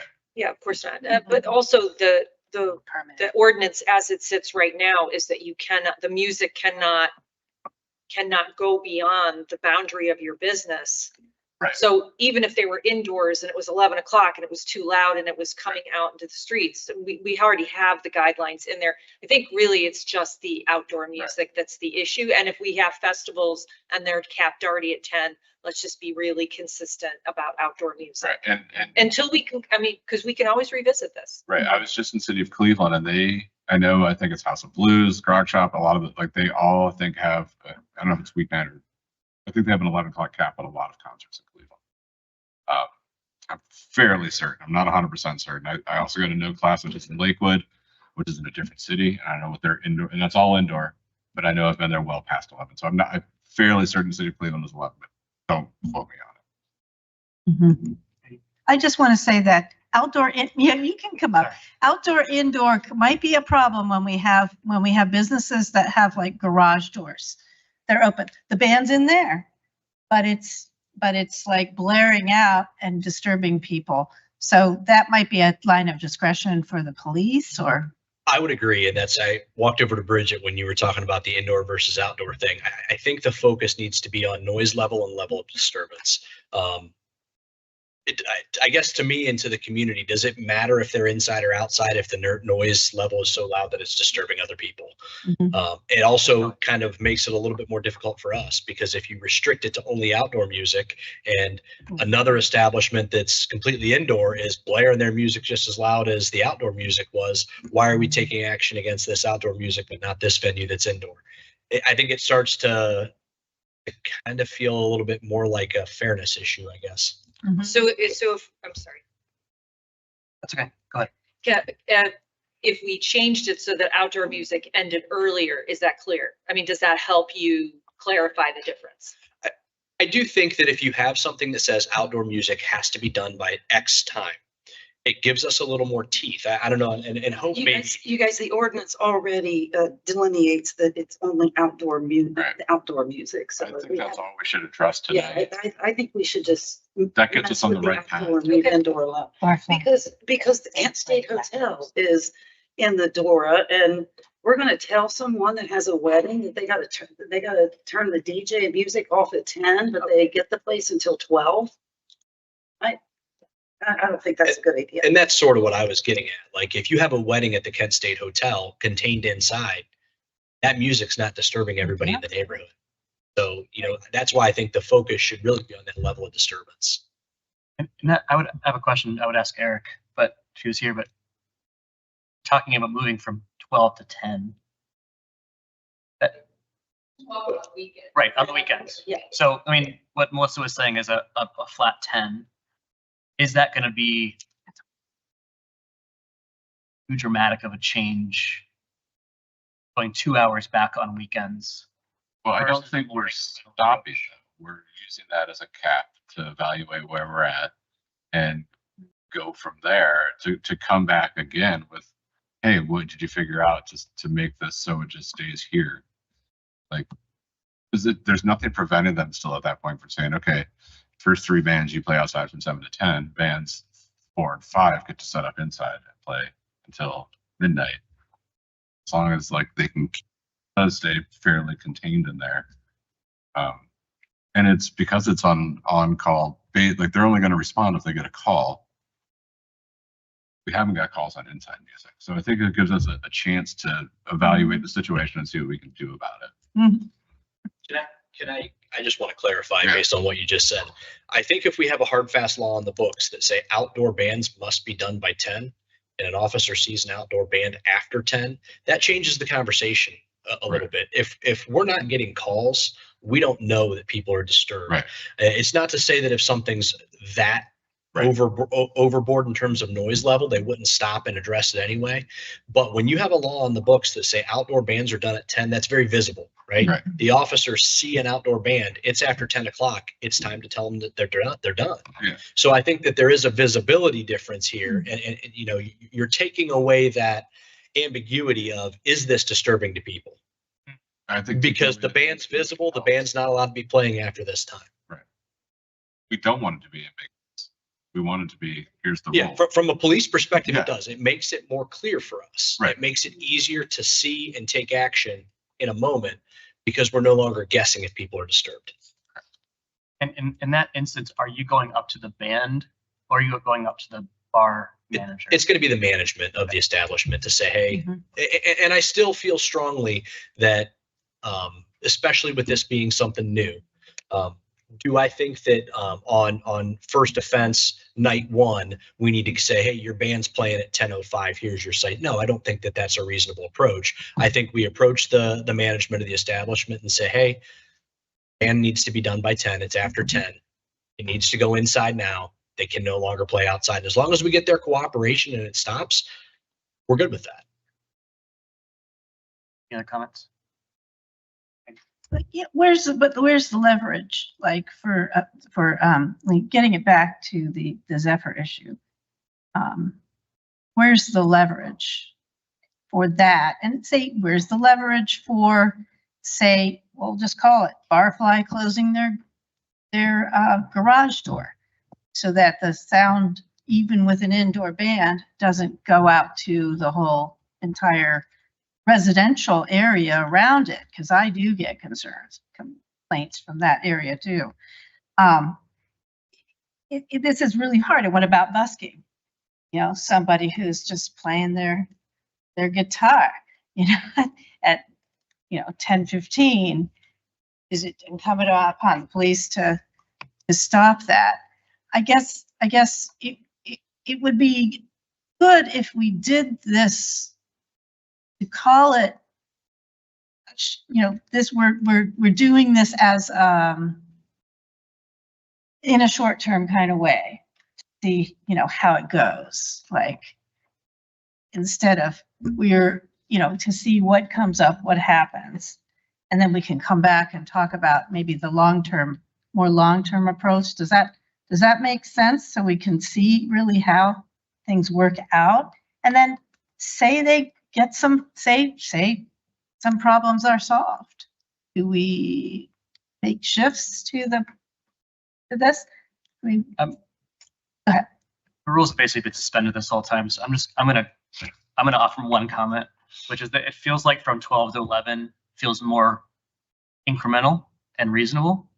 12 to 10 feels pretty drastic. These bars may already have groups lined up to begin at 10. And so they may have to cancel them altogether. My thought is we're still pretty unsure about this. And I think from 12 to 11, it tells our citizens that we're doing something about this. We are studying the issue. We're talking to Zephyr without having to go full 2 hours back. That feels a little drastic. Want that on weeknights for 11 too, or roll that to 10? Because we have it separate. I would separate support rolling back 1 hour each on each Monday through, or Sunday through Thursday. and then Friday, Saturday you could just. Sarah. So actually, I didn't think about that. They might already have their entire summer bands. I think we're gonna have to talk with the downtown businesses. I don't think that this is gonna be something we can Do now. do now, because while we do want to address the citizens' concerns, what if those businesses already have their bookings, say even through August? You are right now, we're gonna have to cancel that. Yeah, I mean, The more we talk about this, the bigger the mud hole gets. Where what if it rains? That's always If they can't predict rain, these businesses aren't bound to only open at 7 or 6. They could say, okay, hey, we got to start the show a half hour earlier. Because there's contingencies that are out of their control already. And I was going to suggest the incremental approach that you said, to 10 on the weekdays and 11 on the weekends. And we're not saying no to shows, we're just saying no to loud shows. That's what we're really fundamentally saying here. So and there are other circumstances, and incremental also gives us the leeway. We could go to 10 on the weekends. That might be something that is still necessary. We leave that open. Let's see how the businesses respond to this and the community's concern about this important issue. Can I jump in on that too? Keep in mind, just because we say until 10, till 11, if it's rattling the china in your house at 8, call the police and they can go in and say down. So it's not like it's a free for all until 10 or until 11. It's just a matter, we need to know. And we'll try to, obviously, he's already talked to the shift commanders, but he will continue to say, staff permitting, we need to pay attention to this, but it never hurts to get your neighbors. Or if you get the call, just call us. Say, I got 3 calls. So it's not a free for all. It's not a free pass until 10. Make a motion. Yeah, let's get a motion. I'd like to motion that we adjust the hours for the noise ordinance for live outdoor music, 11 o'clock on Friday and Saturday and 10 o'clock on Sunday through Thursday. Great. Any final comments? Nope. Great. All in favor? Aye. Any opposed? Great. Passes. Great. Chief Samuels.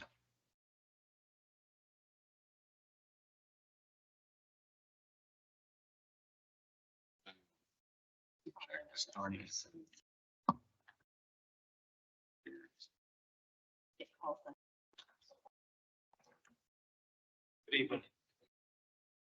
So we recently had a deadline to submit for 3 federal grants at the fire department.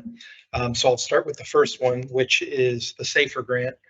Many of you that were on council last year will remember we applied for the SAFER grant, which is really meant to be a catalyst for communities to bring on additional staffing that they haven't had in the past, and the federal government with this grant absorbs a lot of, but not all of the funding in the first 3 years.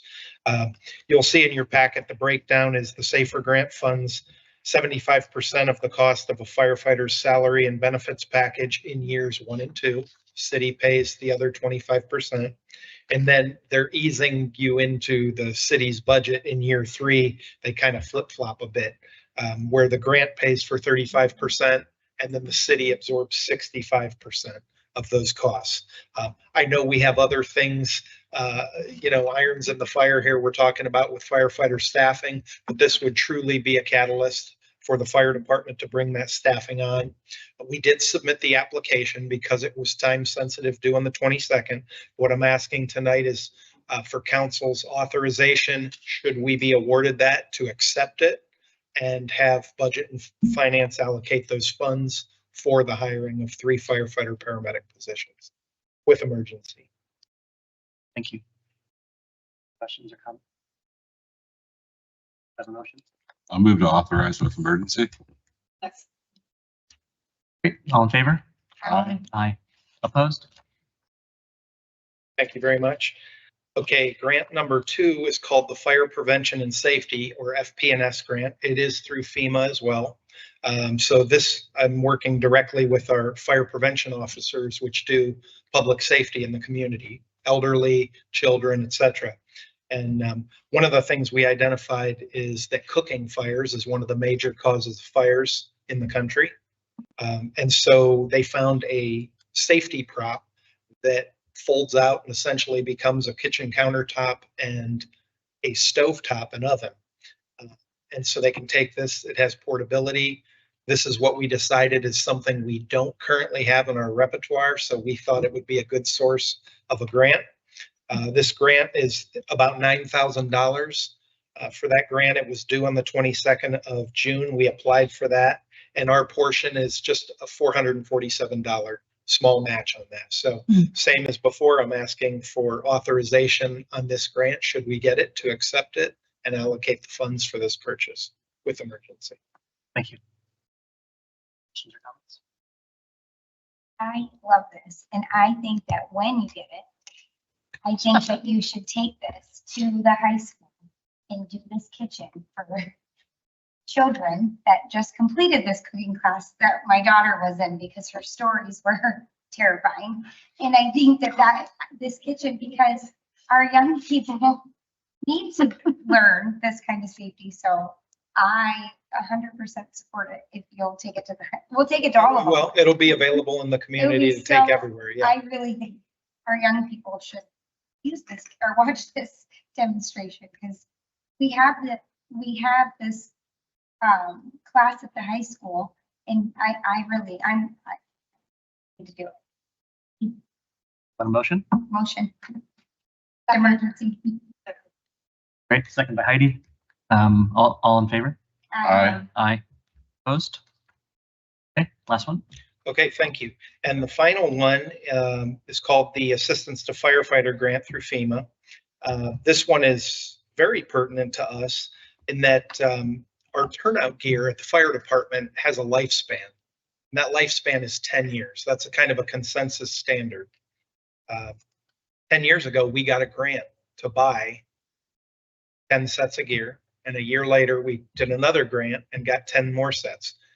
The life cycle on that is expiring, which is going to be a big bill for me to replace some of this gear. So in trying to address that first round this year, we put in an AFG grant on June 22nd. That was for $51,340 for 10 sets of firefighter gear. We do have a 10% match, which ends up being about $4,600. So with that being said, I'm asking for council's authorization on this grant to accept it if awarded, and fund that money into or have budget and finance put that AFG grant money in so we can purchase the turnout gear with emergency. Thanks. Questions or comments? Motion? Move to authorize. Motion from Melissa. Is there a second? Second. Second from Jeff. All in favor? Aye. All opposed? Thank you. Thank you very much. Okay. Streets and sidewalk, Mr. Tipton. Streets and sidewalks, all right. Jim is coming up to the podium. Voice, yes. Okay, and the first up is OPWC applications. Yes, thank you. We are here before you tonight in request of approval for the ability to go and submit to OPWC for some grants and some no interest loans. There are 2 projects before you tonight. Again, we spoke a little bit earlier, State Route 59. And we are requesting that council's approval to submit funding applications for this project. It would be an $850,000 grant with a $150,000 10-year no interest loan. Probable cost for the project right now is $8.2 million. Currently $6.2 million is obtained in outside funding. The required local share will be split between Kent, PARTA, ODOT, and Franklin Township. The earliest outside funding would be available of 7/1 of next year. And as we said earlier, the construction would be able to begin late 27, early 2028. Part of this project, as you had the opportunity to look, is that we would be reducing lane widths. We would have a continuous sidewalk on the north side, continuous shared use paths on the south side, and accessible bus stops. This would also include resurfacing and replacing the traffic signals. We respectfully request approval to apply for this OPWC grant and loan with the emergency. Our second item is our SCADA, for our water reclamation facility. Those that had an opportunity to visit got to see several of the things. This is part of what we're doing to implement in that. This is a request for a $250,000 grant and $150,000 10-year no interest loan. This would be the first phase of a multi-phase project. And we are currently in the process of preparing those designs and those specifications for construction in 2028. So we, again, would ask for the approval of the SCADA system program for the water reclamation facility replacement to be submitted to the OPWC, again, with emergency. Okay, thank you. Any comments on either one? Or questions? And I think we have to move each individually, yes? We have to move each individually? So can we just say we move to approve, is it receiving the grants or It's both. applying for? Both applying and then the Applying ability to receive and accept when we receive them. Yes, and accepting. The 2 OPWC Ohio Public Works funding Commission. opportunities. Sorry. Yeah, the 2 at both at once. I can say that for the motion. Okay. Great. All right. So let's, yeah. So move to authorize and accept. With emergency. Second. Yeah, Second I do want to say something. by Jeff. And further comment? Yeah, I do. I want to say that it would be great at some future point to get another update on the State Route 59, which takes us out into Franklin Township. It's such an important project. You know, if anybody drives that way, you sometimes see people running across 5 lanes of highway, basically, and sidewalks come and go, and buses have difficulty, and it's really an innovative project with our partner Franklin Township, and PARTA, I think, is involved in that to some extent. But it's like an extension of our Main Street project that then extends out into an area where we do have residents and people that attend Kent State, and and businesses that can contribute to our JED. So it's important in a lot of ways. And of course, the SCADA is important too. Any further comment? All those in favor? Aye. Any opposed? Passes. Thank you, Molly. Is Great. See the next step. there another one? Yeah, this is is there not another one on there for the Davy Tree Arboretum? Davy Tree Arboretum Joint Use Agreement. No, yes. Yes. All right. Again, we are before you tonight, and I'd like to note that this is both a collaborative effort between our engineering division, the service division, as well as the Parks and Recreation Department. And then, of course, the great job that Jim does to bridge that availability with our local companies.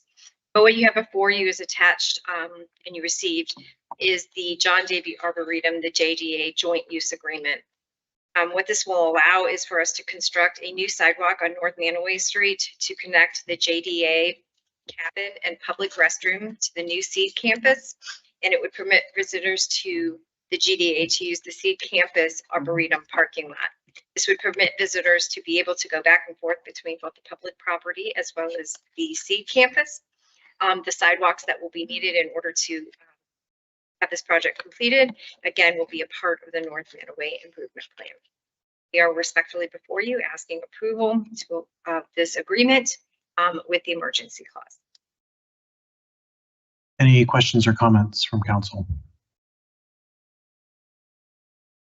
There a time limit on the agreement? It is a 10-year, no financial requirement from either entity, but a term of 10 years.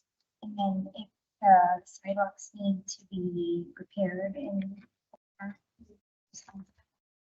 I'm assuming that it is a shared agreement in here, but I'll be honest, I did not have an opportunity to review this as I just got found out that I was presenting this tonight at 5.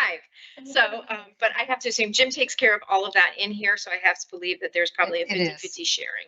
It's in there. The sidewalk, but it talks about the parking lot, who's responsible, and the public restroom. Any further questions or comments? Not hearing anybody want to move? Move to authorize with emergency. I'll second. Seconded. Any discussion? All those in favor? Aye. Any opposed? Says thank you. Jim thanks you immensely. Yes. All right. I'd like to call an executive session to consider the appointment, employment, dismissal, discipline, promotion, demotion, or compensation of a public employee or official. Second. Second by Chris. Roll, please. Ms. Zelka? Mr. Clapper? Yes. Mr. Drager? Yes. Mr. Hook? Yes. Ms. Schaefer-Bish? Yes. Mr. Tipton? Yes. Mr. Turner? Ms. Wallach? Ms. Wesley? This should be real quick.